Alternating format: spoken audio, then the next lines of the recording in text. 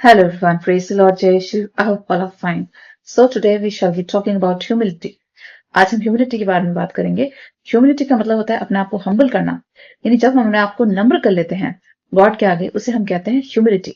या हम किसी इंसान के आगे, खुदा के आगे जो अपने आप को हम्बल करते हैं, जब अपने आप को नम्र करते हैं, सबसे लोएस्ट पोजीशन पे ले आते हैं, that's called humility. So today we shall be talking about how to humble yourself before God, यानी अपने आप को हम जब प्रभु के आगे हम्बल करते हैं तो प्रभु हमें ऊंचा उठाते हैं। आज हम इसके बारे में बात करेंगे। The Bible says humble yourself before God so that he can lift you up in due time, यानी अपने आप को ईश्वर के आगे नम्र करो, अपने आप को ईश्वर के आगे झुकाओ ताकि वो तुम्हें सही समय पर ऊंचा उठाए। ऐसे जेम्स चैप्टर 4 वर्स 10 में लिखा है और फर्स्ट पीटर चैप्टर 5 वर्स 6 में भी लिखा है। Bible says that the more we humble ourself God lift us up, यानी जितना हम अपने आप को प्रभु के आगे नम्र बनाते हैं, जितना अपने आप को लोएस्ट पोजीशन में ले जाते हैं, प्रभु के आगे जब हम पूरा सरेंडर कर देते हैं, उतना ही गॉड हमें लाइफ में ऊंचा उठाते हैं। Now the examples I would like to share with you. When you fast do not make a pomp and show, यानी बाइबल बताती है जब हम फास्ट रखें, जब हम व्रत रखते हैं तो हमें दिखावा नहीं करना चाहिए, शो ऑफ नहीं करना चाहिए। एंड डू नॉट बोस्ट, और दूसरों के आगे शान नहीं माननी चाहिए कि हमने व्रत रखा है, फास्ट रखा है, हम खाना छोड़ रहे हैं, तो we should not make a show of it, or we should not do bump and show when you fast. But the Bible says, wash your face, apply oil on your head, and pray when you are fasting, so that only God may know that you are fasting, and He is going to reward you openly. यानी जब आप fast रखते हैं, जब व्रत रखते हैं, Bible बताती है अपना चेहरा धोएं, अपना मुंह धोएं, अपने सर पे तेल लगाएं और प्रभु के सामने अपने आप को बिल्कुल नम्र कर लें, हलीम कर लें, ताकि प्रभु आपको आशीष दे। You know, when you fast, do not inform people that you are fasting. Never boast. जब आप फास्ट रखते हैं, व्रत रखते हैं, केवल प्रभु को पता होना चाहिए कि आपने फास्ट रखा है और ना कि दूसरे लोग को। और जब फास्ट रखते हैं तो हम अपने आप को बिल्कुल नम्र करते हैं, अपने आप को हम्बल बनाते हैं गॉड के आगे, तो गॉड हमें सबके आगे रिवॉर्ड देते हैं। ऐसे मैथ्यूज चैप्टर 6 वर्सेस 16 to 18 में लिखा है। And the Bible says when you pray do not stand in streets and synagogue and make a show off. और जब आप प्रार्थना करते हैं, दुआ करते हैं, तो गलियों में, चौबारों में, स्ट्रीट्स में खड़े होकर प्रार्थना न करें। उससे क्या होता है कि लोगों के आगे लोगों को लगता है शो ऑफ कर रहे हैं कि हम कितने धार्मिक हैं। But the Bible says when you pray go into your room, shut your door and pray to your father who is in heaven and your God is going to reward you openly. लेकिन जब भी आप प्रार्थना करें तो अपने कमरे में जाएं, अपना द्वार बंद करें और अपने आप को प्रभु के आगे नम्र करें, हलीम करें, अपने आप को बिल्कुल लोएस्ट पोजीशन में गॉड के आगे ले जाएं, बिल्कुल परमेश्वर के आगे झुक जाएं, सिजदा करें। और जब हम अकेले में प्रार्थना करते हैं तो परमेश्वर हमें लोगों के आगे ब्लेस करते हैं और हमें लोगों के आगे ऊंचा उठाते हैं, लोगों के आगे हमें लिफ्ट अप करते हैं। ऐसा मैथ्यू चैप्टर 6 वर्स 5 and 6 में लिखा है। और इसलिए कहा है कि अपने आप को नम्र बनाएं ताकि प्रभु आपको सही समय पर ऊंचा उठाए। And that's why the Bible says humble yourself before God so that he can lift you up in due time, यानी अपने आप को खुदा के आगे बिल्कुल झुका दें, गॉड को सरेंडर कर दें, गॉड की विल के आगे झुक जाए ताकि गॉड आपको सबके आगे ऊंचा उठा सके। It means always be in low position before God and accept His will, which means we must learn to accept the will of God in our life. यानी ईश्वर की हमारे लिए क्या इच्छा है, उससे आप एक्सेप्ट करना सीखें। ये नहीं कि मेरी इच्छा के थ्रू सब कुछ हो, यानी मेरी इच्छा के अनुसार सब कुछ हो, ऐसा नहीं, बल्कि प्रभु की इच्छा के अनुसार सब कुछ हो। गॉड की इच्छा को, गॉड की विल को एक्सेप्ट करना सीखें, तो परमेश्वर आपको ऊंचा उठाएंगे। जब अपनी लाइफ हम गॉड के मुताबिक जीते हैं, अपनी मर्जी से नहीं लेकिन गॉड की मर्जी से, not according to my will but God's will, यानी जब परमेश्वर की इच्छा से जीते हैं तब परमेश्वर हमें लोगों के आगे ऊंचा उठाते हैं। He's going to lift you up in due time. Learn to accept God's will. Thy will is my will. यानी हमें गॉड से कहना चाहिए कि जो आपकी इच्छा है वही मेरी भी इच्छा है। Which means मेरी इच्छा के अनुसार लाइफ नहीं होनी चाहिए, बल्कि गॉड की इच्छा के अनुसार मुझे चलना है। और जब हम ऐसा करते हैं तो परमेश्वर हमें दूसरों के आगे उठाते हैं। और इसलिए हमें गॉड से कहना चाहिए Thy will is my will, यानी जो आपकी इच्छा है वही मेरी भी इच्छा भी है। Let thy will be done. ऐसे जब जीसस ने जब लॉर्ड्स प्रेयर लोगों को सिखाई तो उन्होंने कहा कि हे परमेश्वर आपकी इच्छा पूरी हो, और इसलिए जीसस कहते हैं let thy will be done, यानी परमेश्वर की हमेशा इच्छा पूरी हो। ऐसे मैथ्यू चैप्टर 6 वर्स 10 में लिखा है। And when we say this we humble ourself before God, यानी जब हम परमेश्वर से कहते हैं कि मेरी आपकी इच्छा पूरी हो, तब हम अपने आप को परमेश्वर के आगे हम्बल करते हैं, यानी नम्र करते हैं, अपने आप को दीन करते हैं। और तब परमेश्वर हमें लोगों के आगे ऊंचा उठाते हैं जब अपना जीवन हम ईश्वर की इच्छा के अनुसार चलते हैं। मतलब जब हम अपनी मर्जी से जीवन नहीं जीते, जब अपनी मर्जी से हम कार्य नहीं करते बल्कि ईश्वर की वेट करते हैं, जो अपनी लाइफ को हम गॉड के मुताबिक अपनी लाइफ में चीजों को होने देते हैं, और तब हम ईश्वर की इच्छा पे चलते हैं और तब हमें गॉड ईश्वर के आगे ब्लेस करते हैं और हमें ऊंचा उठाते हैं। I would like to discuss the example of Ruth with you. यहाँ पे रूथ का एग्जाम्पल डिस्कस करना चाहूंगी, जो कि स्टोरी दी है एक वुमन के बारे में, मोबाइट वुमन के बारे में, ओल्ड टेस्टमेंट में। Now she was married to a Jewish family. She was a Moabite woman, an outsider, a non Jewish woman. यानी रूथ जो होती है वो गैर यहूदी महिला होती है, वो मोबाइट वुमन होती है। She belongs to a Moab region and she was married to a Jewish family. और जो उसकी मदर इन लॉ होती है उसका नाम होता है नाओमी, जिसका एक हस्बैंड होता है और उसके 2 बेटे होते हैं। लेकिन उसकी दोनों बहुएं जो होती हैं वो इज़राइल के बाहर की महिलाएं होती हैं। They were not Jewish women, they were Moabite women. And then her mother in law, she lost her husband and 2 sons. और फिर नाओमी के हस्बैंड की भी डेथ हो जाती है और उसके दोनों बेटों की भी डेथ हो जाती है। और फिर उसके पास रह जाते हैं उसकी 2 बहुएं, जो कि इज़राइल के बाहर की महिलाएं होती हैं। And this woman was Naomi, and Ruth still remained with her mother-in-law and did not remarry. यानी जो नाओमी होती है वो अपनी दोनों बहुओं से कहती है, अब मेरे दोनों बेटे तो मर चुके हैं, और वो उनसे कहती है तुम दोनों यंग हो और तुम जाके सेकंड मैरिज करो। और उन दोनों से कहती है कि आप अपने पेरेंट्स के पास लौट जाओ मोब रीजन में, and you leave you alone and you get married to other husband. वो उनसे कहती है because you are young you can री मैरी।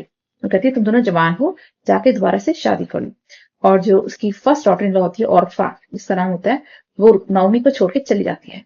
लेकिन जो सेकंड उसकी बहू होती है जिसका नाम रूथ होता है, वो जाने से मना कर देती है और वो नाओमी से कहती है कि मैं आपके पास रहूंगी और आपकी सेवा करूंगी। This attached story is recorded in Ruth chapter 1. But she said to Naomi that your people are my people and your God is my God. यानी रूथ जो होती है वो नाओमी से कहती है कि आपके लोग मेरे लोग हैं और आपका गॉड मेरा गॉड है। जबकि वो मोबाइट वुमन होती है, वो इज़राइल के बाहर की महिला होती है, लेकिन वो अपनाती है यहोवा गॉड को। यानी इज़राइल के जो गॉड है यहोवा गॉड है। इज़राइल परमेश्वर में विश्वास करते हैं और वो अपनी सास से, अपनी मदर इन लॉ से कहती है कि आपका गॉड मेरा गॉड है और आपके लोग मेरे लोग हैं। So she accepts Jehovah God in her life. This is written in Ruth chapter 1 verse 16. She accepted Jehovah God as her God and she served her mother-in-law sincerely. यानी वो अपनी सास के घर में रहती है और जब वो जवान होती है तो वो सेकंड मैरिज का ख्याल भी उसके दिल में नहीं आता। और वो अपनी सास की सेवा करती है और साथ में वो वर्शिप करती है जेहोवा गॉड, यानी वो इज़राइल के गॉड को अपना लेती है। And though she was a young woman, she could remarry. This is written in Ruth chapter 2. And God rewarded her because she humbled herself before Jehovah God. और क्योंकि वो परमेश्वर के आगे अपने आप को हम्बल करती है, अपने आप को इतना दीन बनाती है और बिल्कुल परमेश्वर के आगे झुक जाती है और परमेश्वर से कहती है कि आप मेरे गॉड हैं। जबकि उसके हस्बैंड की भी डेथ हो जाती है। वो चाहती थी तो सेकंड मैरिज भी कर सकती थी, लेकिन वो ऐसा नहीं करती। वो यहोवा गॉड की वर्शिप लगातार करती है और वो अपनी मदर इन लॉ की सेवा करती रहती है। And she humbled herself so much for Naomi and God that God rewarded her. यानी परमेश्वर उससे प्रसन्न होते हैं कि क्योंकि वो अपनी सास के आगे अपने आप को हम्बल करती है, नम्र करती है, और अब परमेश्वर के आगे, यहोवा के आगे। She humbled herself before Jehovah God and did not make complaints, but accepted God's will in her life. और वो कभी भी गॉड से कंप्लेंट नहीं करती कि आपने मेरा हस्बैंड क्यों छीना और मैं इस हालत में क्यों हूं। ऐसा ना करके वो गॉड की लगातार वर्शिप करती है और कभी भी कंप्लेंट नहीं करती अपनी मुसीबतों के बारे में। God rewarded her with a wise husband called Boaz. और परमेश्वर उसे ब्लेस करते हैं, उसे एक हस्बैंड देते हैं जिसका नाम होता है बोअज, और वो बहुत रीस होता है, रिच होता है, बहुत वाइज भी होता है। ऐसा रूथ चैप्टर 4 वर्सेस 13 से 15 में लिखा है, and God became so pleased with Ruth that he rewarded her with a very wise and a very rich man that was called Boaz. और रूथ की शादी फिर बोअज के साथ हो जाती है। गॉड उसको गिफ्ट में एक अच्छा सा हस्बैंड देते हैं जो कि बहुत ही वाइज होता है, बुद्धिमान होता है, बहुत रईस होता है।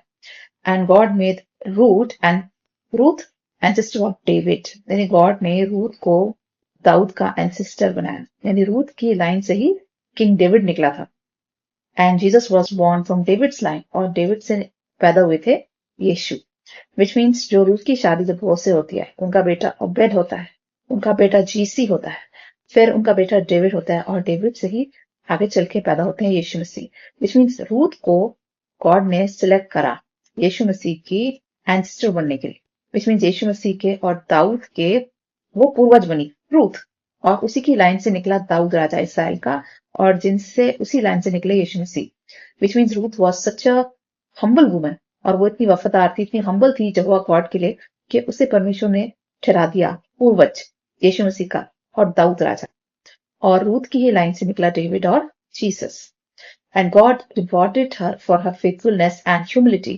This entire story is given in the book of Ruth from chapter 1 to 4. और फॉर एग्जाम्पल डिस्कस करना चाहूंगी जोब का यानी अयूब का, उसकी कहानी भी हम सबने सुनी है. He had lost everything.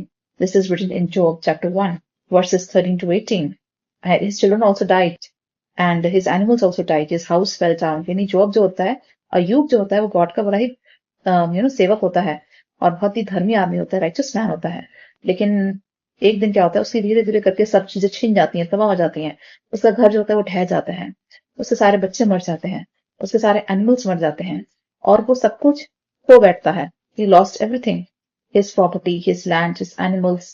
मतलब उसके सारे जानवर मर जाते हैं, उसकी सारी प्रॉपर्टी खत्म हो जाती है, उसके सारे लैंड्स खत्म हो जाते हैं, उसका घर भी ढह जाता है, गिर जाता है और एक एक करके वो हर चीज को खो बैठता है. He kept on praying to God. His wife said, "Curse God and die." इसके बाद भी जब अयूब अपना सब कुछ खो बैठता है, उसके बाद भी वो ईश्वर से प्रार्थना करना बंद नहीं करता. उसकी वाइफ तक उसको कहती है, "Curse God and die." यानी वो कहती है परमेश्वर को कोस और मर जा. ऐसा जॉब चैप्टर 2 वर्स 9 में लिखा है. मतलब कि उसकी जो वाइफ होती है वो भी उसको डिस्करेज करती है कि परमेश्वर ने तेरा सब कुछ छीन लिया, फिर भी तू परमेश्वर की वर्शिप कर रहा है. And he kept on praising and worshipping God and his wife also could not discourage him. जब उसकी वाइफ उसको डिस्करेजिंग वर्ड्स बोलती है, वो कहती है परमेश्वर को कोस और मर जा, लेकिन फिर भी वो ईश्वर से लगातार प्रार्थना करता है और प्रार्थना करता जाता है, करता जाता है, करता जाता है. He said, "should we accept only blessings from God?" तो वो अपनी वाइफ से कहता है, क्या हम परमेश्वर से केवल ब्लेसिंग्स ही लें? And should we accept only good days from God and not bad days? क्या हम परमेश्वर से सिर्फ अच्छे दिन की इच्छा रखें, एक्सेप्ट करें, और बुरे दिन नहीं? क्या हम परमेश्वर से सिर्फ ब्लेसिंग्स ही लें? और यदि हम पे कुछ विपत्ति आती है तो क्या हमें उसे सहना नहीं चाहिए? And then he said, should we accept only good things from God and not bad things? क्या हमें ईश्वर से सिर्फ अच्छी चीजें लेनी चाहिए? और यदि ईश्वर हमें थोड़ा बहुत कष्ट भी देते हैं तो हमें वो क्यों नहीं एक्सेप्ट करना चाहिए, हमें वो भी एक्सेप्ट करना चाहिए. ऐसा अय्यूब की किताब में चैप्टर 2 वर्स 10 में लिखा है. And should be accept only good things and not troubles, which means क्या हमें परमेश्वर से सिर्फ ब्लेसिंग्स लेनी है? अगर हम पे थोड़ी बहुत ट्रबल्स भी आते हैं, कष्ट भी आते हैं, तो हमें वो भी एक्सेप्ट करना आना चाहिए. And he said, God gave, God took away, let his name be praised. यानी जब अय्यूब का सब कुछ छिन जाता है जोब का, तो कहता है परमेश्वर ने दिया, परमेश्वर ने लिया, उसका नाम मुबारक हो. यानी अय्यूब कहता है गॉड ने दिया, गॉड ने लिया, let his name be praised. यानी वो कहता है कि परमेश्वर चाहे मेरी जिंदगी में कितने ही कष्ट आने दें, लेकिन मैं परमेश्वर का साथ कभी नहीं छोड़ूंगा. और जबकि उसका सब कुछ लूट जाता है, उसके सारा का सारी प्रॉपर्टी तबाह हो जाती है, लैंड तबाह हो जाते हैं, सारे जानवर मर जाते हैं, उसके बच्चे तक मर जाते हैं. He lost everything, still he kept on praising God. इतना सब कुछ नुकसान होने के बाद भी वो ईश्वर का नाम लेता रहता है और ईश्वर की वंदना करता रहता है. ऐसा जॉब चैप्टर 1 वर्स 20 और 21 में लिखा है, that God gave, God took away, let his name be praised. ये हमेशा यही कहता है परमेश्वर ने दिया, परमेश्वर ने लिया, उसका नाम मुबारक हो. He humbled himself before God. उसने अपने आप को गॉड के आगे इतना हम्बल करा, इतना नम्र करा, इतना दीन कर दिया था. He lost his health also. आगे चल के उसकी सेहत भी खराब हो जाती है. His body was covered with sores, but he kept on praising God. यानी उसकी बॉडी, पूरी बॉडी छालों से भर जाती है और वो बिल्कुल सड़क पे आ जाता है, वो रोड पे बैठता है और वो एक लकड़ी का टुकड़ा लेता है, अपने जो उसके छाले होते हैं, जो सोर्स होते हैं, उसमें इरिटेशन होती है, उसमें खुजली करता है लकड़ी के टुकड़े से, और उसके आसपास डॉग घूमते हैं, एनिमल्स घूमते हैं, which means he turn into a beggar. उसकी हालत बिल्कुल बेगर जैसी हो जाती है. वो सड़क पे बैठता है, उसके पूरी शरीर पे छाले होते हैं, which means even he lost his body also. यानी उसके बाद एक उसकी बॉडी थी वो भी खराब हो जाती है, but still he kept on praising God. उसके बाद भी वो ईश्वर की वंदना, वर्शिप करना नहीं छोड़ता. He kept on praising God, so God rewarded him for his humility. यानी वो अपने आप गॉड के आगे इतना हम्बल कर लेता है, इतना नम्र कर लेता है कि परमेश्वर उससे खुश हो जाता है और परमेश्वर उसके आगे उसको रिवॉर्ड देते हैं, उसको फल देते हैं.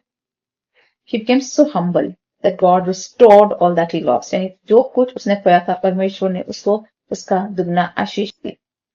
He was blessed with double portion blessings, which means जितनी चीजें उसने खोई थी, परमेश्वर ने उसको उसका दुगना हिस्सा वापस किया.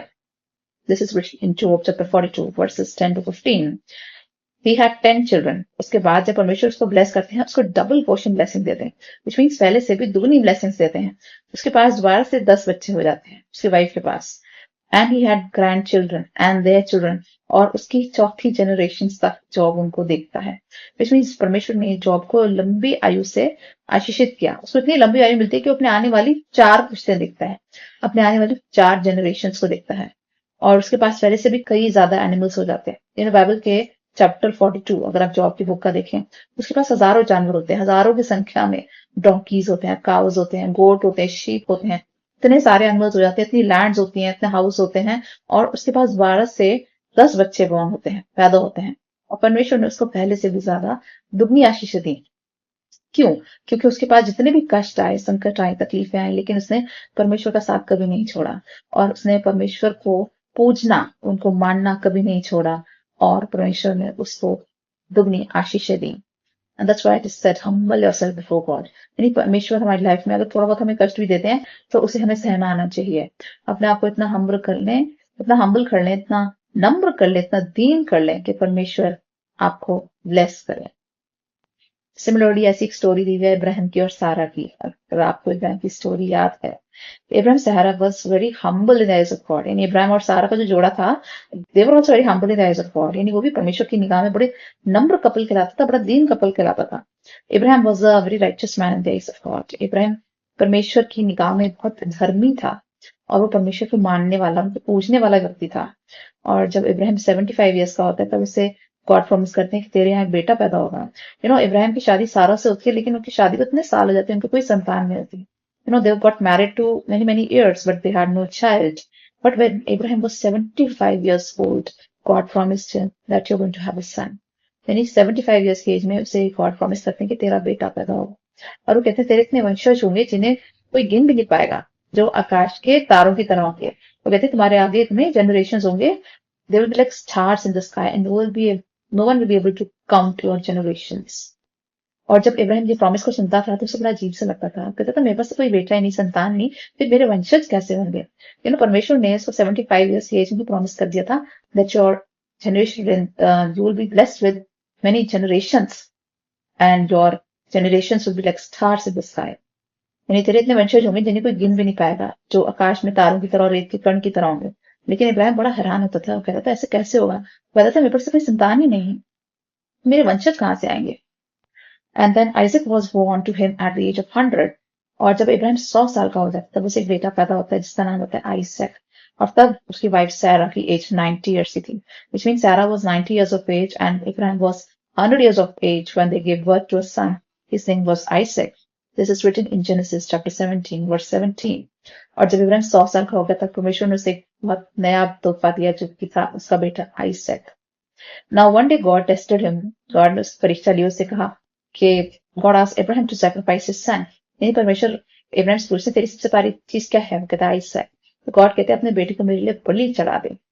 नाउ इब्राहिम was so humble before God, he accepted to sacrifice his son. यानी इब्राहिम अपने आप को गॉड के आगे इतना नम्र कर लेता है, इतना दीन कर लेता है, वो तैयार हो जाता है अपने बेटे को बलिदान करने के लिए। He was so humble, he accepted to sacrifice his son Isaac before God. This entire story is given in Genesis chapter 22. And he was about to kill him at the altar, and God stopped him. Anyway, Ibrahim जो होता है वो Isaac को लेके mountain पे चला जाता है। वहां पे जब उसको एक पूरा वेदी बनाता है, ऑल्टर बनाते हैं, जैसे उसको मारने लगता है, गॉड उसको रोक देते हैं और कहते हैं तू अपने बेटे की जान नहीं लेगा। गॉड कहते हैं कि मैं तो देखना चाह रहा था कि तू मेरा कहना मानेगा या नहीं। और फिर वहां पे आसपास एक मेंढा होता है, एक रैम होता है, तो गॉड कहते हैं अपने बेटे को नहीं बल्कि इस रैम की बलि चढ़ा। And God rewarded him because he humbled himself before God. And God blessed Abraham after that incident. यानी परमेश्वर इब्राहिम से इतने खुश होते हैं, तो कहते हैं इसने अपने आप को इतना दीन कर लिया, इतना नम्र कर लिया कि अपना बेटा तक सेक्रीफाइस करने के लिए तैयार हो गया। वो बेटा जो उसे 100 साल की उम्र में मिला था, ऐसा बेटा जो उसे उतना साल वेट करने के बाद मिला, उसे भी वो परमेश्वर के लिए सेक्रीफाइस करने के लिए तैयार हो गया। He was ready to kill his son for God. और गॉड ने जब उसकी इतनी हम्बल स्टेज देखी, तो गॉड ने देखा उसने अपने आप को कितना झुका दिया खुदा के आगे, इतना हम्बल कर दिया, इतना दीन कर दिया। परमेश्वर उससे इतने खुश होते हैं, वो उसे दोबारा वही प्रॉमिस याद दिलाते हैं that your descendants will be like stars in the sky. यानी गॉड उसे कहते हैं कि तेरे वंशज आकाश में तारों के समान होंगे। जेनेसिस चैप्टर 22 वर्सेस 15 to 18 में लिखा है। And God called him his friend. यानी परमेश्वर इब्राहिम को अपना फ्रेंड कह के पुकारते हैं। यानी इब्राहिम जब इस टेस्ट में पास हो जाता है, तब गॉड कहते हैं ये तो मेरा दोस्त है। और बाइबल में किसी इंसान को गॉड ने फ्रेंड कह के नहीं पुकारा, सिर्फ इब्राहिम को फ्रेंड कह के पुकारा है।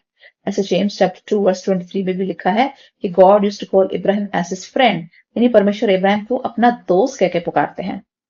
God blessed him and said, curse is the one who curses Ibrahim and blessed with the one who blesses Ibrahim. ये गॉड इब्राहिम से वादा करते हैं कि तो जो तुझे कर्ज करेगा उसे मैं कर्ज करूंगा, और जो तुझे ब्लेस करेगा उसे मैं ब्लेस करूंगा। नहीं, परमेश्वर इब्राहिम से इतने खुश होते हैं, कहते हैं कि जो तुझे आशीष देगा उसको मैं आशीष दूंगा, और जो तुझे श्राप देगा उसे मैं श्राप दूंगा। ऐसा वादा परमेश्वर इब्राहिम से करते हैं, और वो इतने प्रसन्न होते हैं। क्यों? क्योंकि वो अपने आप को बिल्कुल खुदा के आगे हम्बल रखता था, नम्र रखता था, दीन रखता था। ऐसे जेनेसिस चैप्टर 12 वर्स 3 में लिखा है, and God made him father of Nations. यानी अब इब्राहिम से इतने लोग, करोड़ों करोड़ों लोग पैदा हुए कि he became father of Nations. यानी जितने भी नेशंस हैं वर्ल्ड में, उन सबके फादर कौन कहलाते हैं? इब्राहिम। ऐसे जेनेसिस चैप्टर 17 वर्सेस 3 से लेकर 5 में लिखा है, only because he humbled himself before God, क्योंकि उसने अपने आप को परमेश्वर के आगे बिल्कुल हलीम करा, बिल्कुल नम्र करा। और जितना हम परमेश्वर के आगे झुकते हैं, परमेश्वर हमें उतना ही ऊंचा उठाते हैं। So always remember, whenever anything wrong happen in your life, आपकी लाइफ में कुछ गड़बड़ होती है, तो कभी भी परमेश्वर से नाराज ना हो, कभी भी परमेश्वर के विरुद्ध ना जाए, कभी भी कंप्लेंट ना करें, रिग्रेट्स ना करें कि मेरी लाइफ में कुछ अच्छा नहीं जा रहा, सब कुछ गड़बड़ हो रहा है, कि मैंने क्या सोचा था और क्या हो रहा है, why nothing is happening according to my will. Always accept God's will in your life. कभी ये ना सोचे कि मेरी इच्छा के अनुसार कुछ नहीं होता, जो मैं सोचता हूँ उसका उल्टा हो जाता। Never say this, always accept God's will in your life. यानी परमेश्वर की इच्छा को पूरा होने दें, परमेश्वर की इच्छा पूरा करें, तो वो आपको दूसरों के आगे ऊंचा उठाएंगे। Always humble state, remain humble before God. ऐसा ही एग्जाम्पल बाइबल में एलिजबेथ और जकरिया का भी दिया है। Elizabeth was a cousin of Mary. अगर आपको याद है, न्यू टेस्टमेंट में मरियम की एक कजन होती है जिसका नाम होता है Elizabeth. She was past as an old woman, she was barren, and जकरिया वॉज प्रीस्ट इन सिनेगॉग। यानी एलिजबेथ जो होती है वो बहुत बूढ़ी हो चुकी होती है, और वो जो कपल होता है एलिजबेथ और जकरिया का, it was an old couple. अब उनकी शादी को काफी साल होते हैं, बहुत बूढ़े हो जाते हैं, और उनकी सारी उम्मीदें चली जाती हैं, उनके पास भी कोई संतान नहीं होती, जस्ट लाइक इब्राहिम एंड सारा। और जो जकरिया होता है उसका हस्बैंड, वो प्रीस्ट होता है टेम्पल में, और वो भी दोनों लगातार परमेश्वर को वर्शिप करते हैं, जबकि उनके पास कोई संतान नहीं होती, लेकिन तब भी वो परमेश्वर के प्रति वफादार रहते हैं और परमेश्वर के आगे बिल्कुल दीन, हम्बल रहते हैं। They had no child till the old age, but they were humble before God. यानी ऐसी हालत में भी, उनकी शादी को इतने साल रहते हैं, कोई संतान नहीं होती, फिर भी अपने आप को खुदा के आगे हम्बल रखते हैं। This entire story is given in Luke chapter 1, and they were very prayerful people. और वो बड़े प्रार्थना से भरे हुए, विश्वास से भरे हुए लोग होते हैं। They were faithful towards God. And Zechariah kept on serving God in the temple. और Zechariah जो होता है, जबकि वो इतना बूढ़ा हो चुका होता है, फिर भी वो खुदा की सेवा करता है टेम्पल के अंदर। And once an angel appeared to him and said that your wife will have a child in her old age. और जिकरिया को एक एंजल जब अपीयर होता है, तो वो उनसे कहता है कि आपकी वाइफ को एक संतान होगी। तो तब कि वो बहुत हैरान रह जाता है कि इतनी ओल्ड एज में मेरी वाइफ को संतान कैसे होगी। But still God was so pleased with that couple. परमेश्वर उस कपल से इतने खुश होते हैं, इनसे, जिकरिया से और एलिसबेथ से, और उनकी सेवा देख के परमेश्वर इतने खुश हो जाते हैं कि उनको ओल्ड एज में एक वरदान देते हैं, एक बेटे का, जिसका नाम होता है बपतिस्मा यूहन्ना, यानी John the Baptist.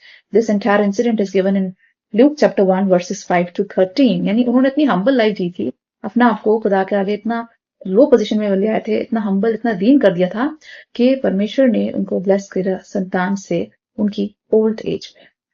And God when sent the angel to Zechariah, the angel said to him that your wife is going to have a son। और फिर वो एंजल उनसे कहते हैं कि उसका नाम यूहन्ना होगा, और जो आगे चल के कहलाया जॉन द बैप्टिस्ट, यानी बपतिस्मा यूहन्ना। He will be John and he will prepare the way for the Lord। यानी एंजल जकरिया से कहता है कि आपको जो संतान होगी वो परमेश्वर के बेटे यीशु के लिए एक रास्ता तैयार करेंगे। यानी वो उनसे पहले पैदा होंगे, यीशु से पहले, और वो उनके लिए एक रास्ता बनाएंगे इस दुनिया में आने के लिए। ऐसे लूक चैप्टर 1 वर्सेस 14 से 17 में लिखा है। And both these people, Elizabeth and Zechariah, they had a son in the old age and he was called John the Baptist। यानी इनका, इस कपल का, ज़करिया और एलिसबेथ का, ओल्ड एज में, बूढ़ी उम्र में एक संतान पैदा होती है जो बपतिस्मा यूहन्ना कहलाता है, और आगे चल के बहुत ही धार्मिक इंसान पैदा होता है, बनता है, और जो कि यीशु मसीह का बपतिस्मा भी करता है।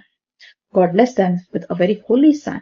यानी जो आने वाला जो बेटा होता है, John the Baptist, he was a very holy child, he was born of the Holy Spirit and the Spirit of God was upon John the Baptist. यानी वो परमेश्वर की पवित्र आत्मा से भरा हुआ था जो पैदा होता है। ऐसे लूक चैप्टर 1 वर्स 15 में लिखा है, ही बप्टाइज्ड जीसस, और उसने जीसस का बपतिस्मा भी करा था, जो कि मत्ती चैप्टर 3 में वर्सेस 13 से 17 में लिखा है।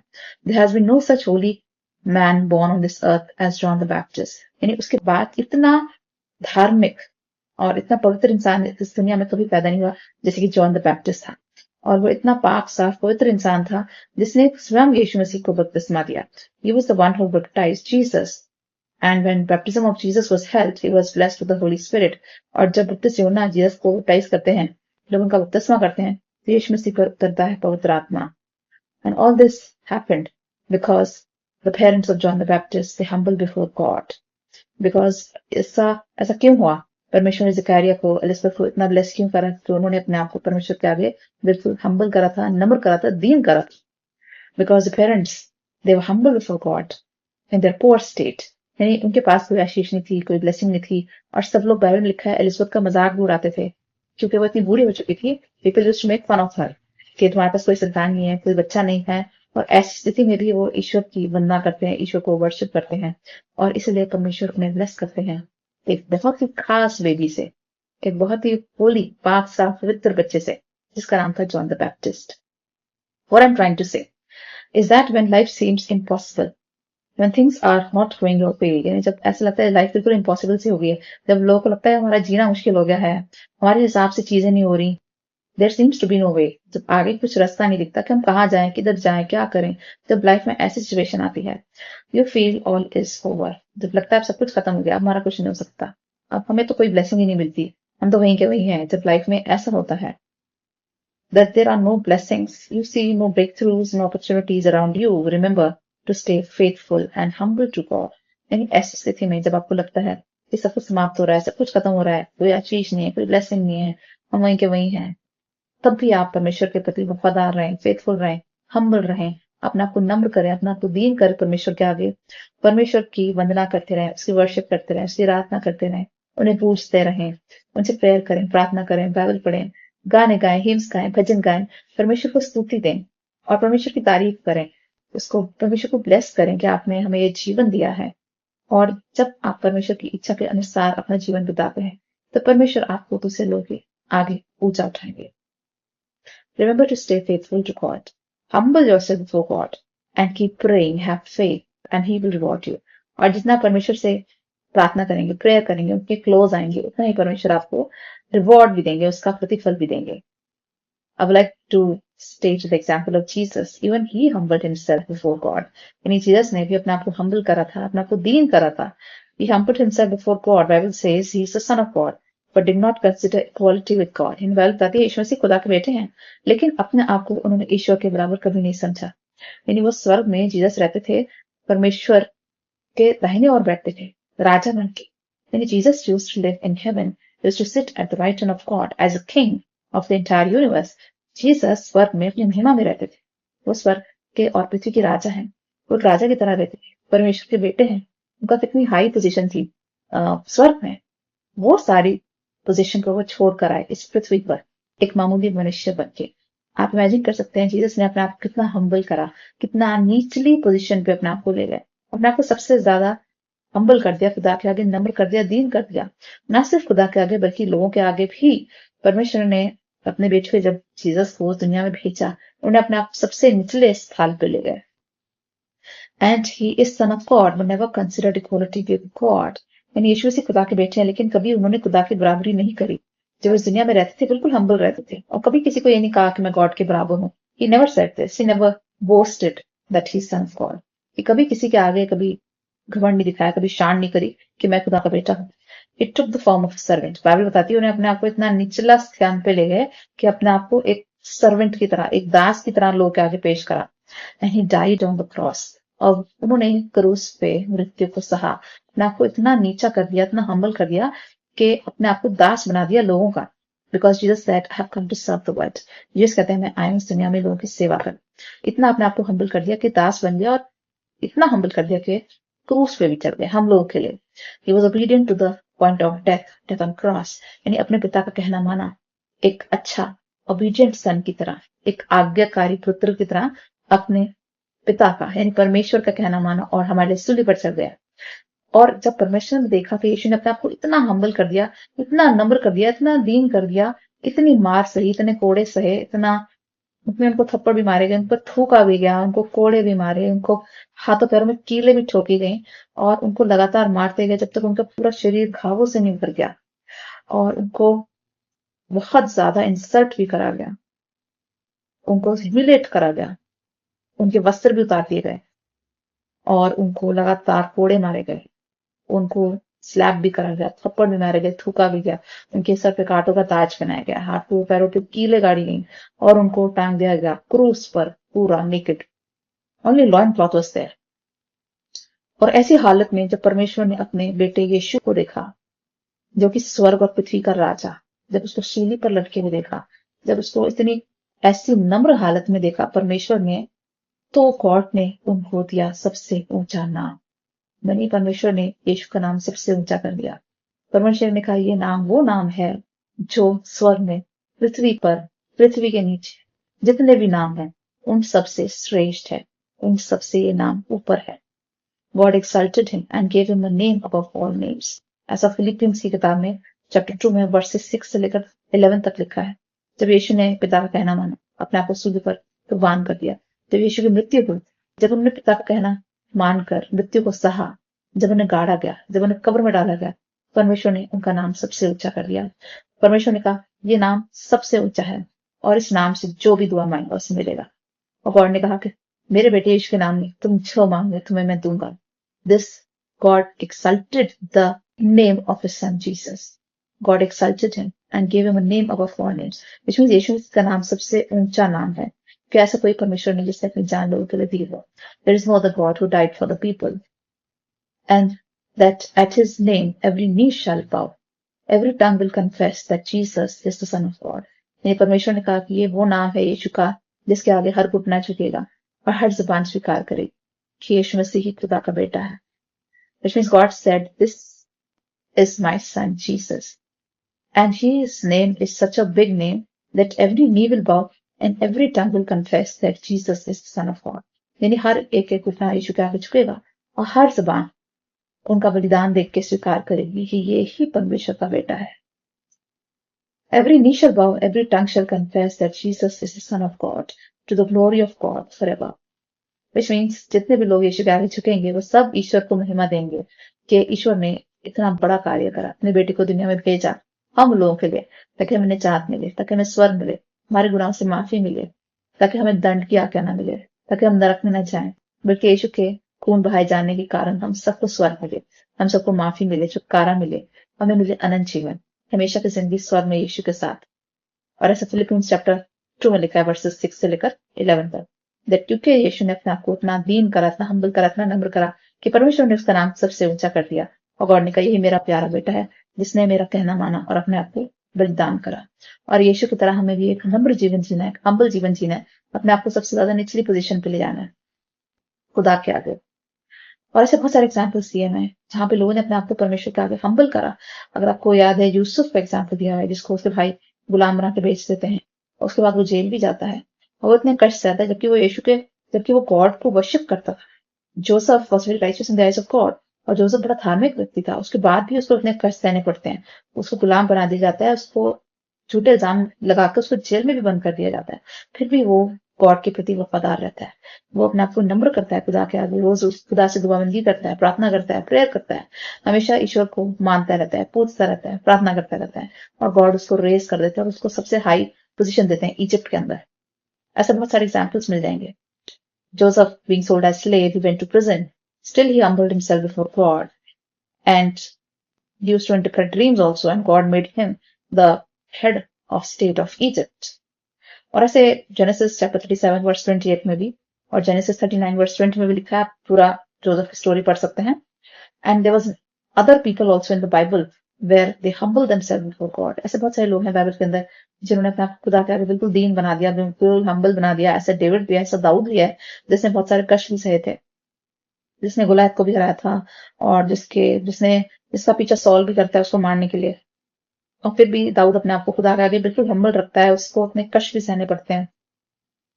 आप सबने नोहा की स्टोरी भी पढ़ी होगी। नोहा है, मोसेस है, अज़ाया है, ऐसे जेकब है, ऐसे बहुत सारे लोग मिल जाएंगे बाइबल में, बहुत सारे प्रॉफिट्स मिल जाएंगे बाइबल में जिन्होंने अपने आप को परमेश्वर के आगे हमेशा हम्बल स्टेट में रखा, हमेशा दीन रखा, लो पोजीशन में रखा, जो बिल्कुल खुदा के आगे झुक गए, जिन्होंने इतने कष्ट भी सहे.